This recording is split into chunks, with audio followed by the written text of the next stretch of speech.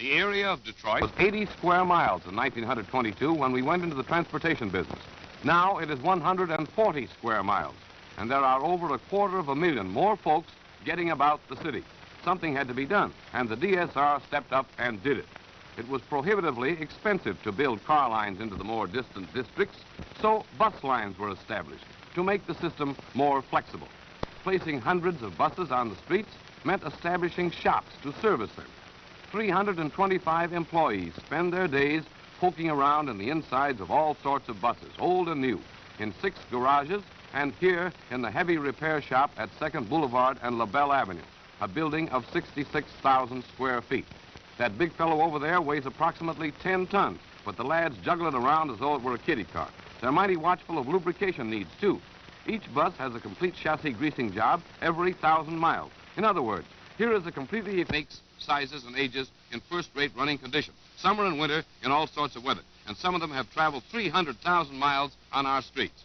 The automotive division of the department is particularly proud of its cylinder hone, used to smooth the surface of cylinder walls after they have been ground to within 1,000th of the required size on a cylinder grinder.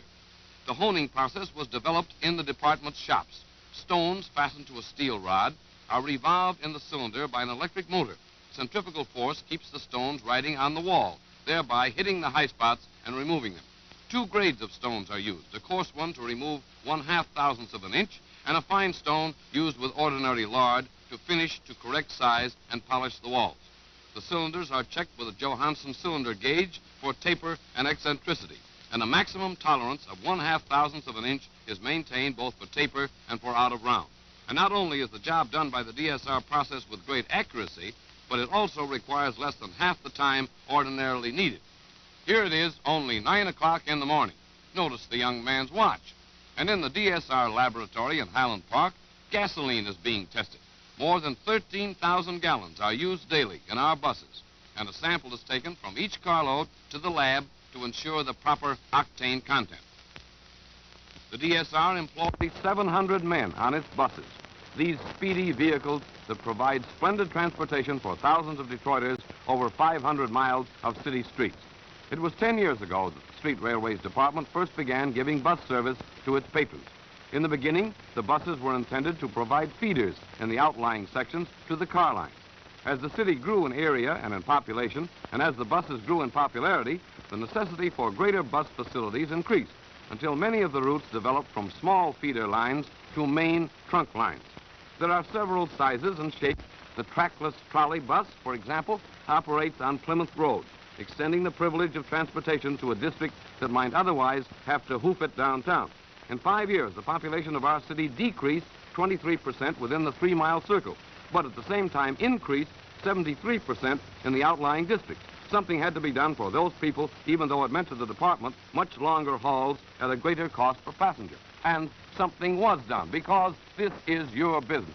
Remember that when you motorists stop on the car tracks to make a left turn. Holding up a streetcar or illegally parking at a bus stop to delay a bus means that you are selfishly holding up dozens of your fellow citizens for your own convenience. Those who drive automobiles can do a lot to help the DSR maintain schedule. Over more than 450 miles of modern track glide fast-moving streetcars, and Detroit has the cheapest car fare anywhere in the United States, with the single exception of New York City. But in New York, the taxpayers must make up a deficit of around $15 million a year. In Detroit, the DSR does not cost the taxpayers a cent. If the fare had been raised to the same rate paid by car riders in other cities, transportation would have cost Detroiters an additional $60 million since 1922. Not only has the department saved you $60 million, but it has also paid millions into the city treasury to help reduce your taxes. That's something to be proud of, stockholders. You citizens do own the DSR. Every time a bus or a trolley car rolls down the street, there's a stockholders meeting in motion.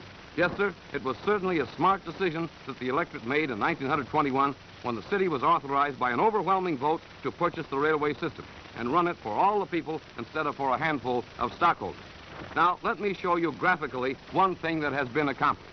For a 6-cent fare, you can ride from Redford to the City Hall, and then a penny transfer will carry you to the city limits out Jefferson Avenue, 22 miles for 7 cents. To travel the same distance would cost 76 cents by railroad train. And if you went by taxicab, the meter would click off $4.30 by the time you had reached your destination. This is the economical way of getting about. And also remember that Detroit is getting about the cheapest and best service in the country.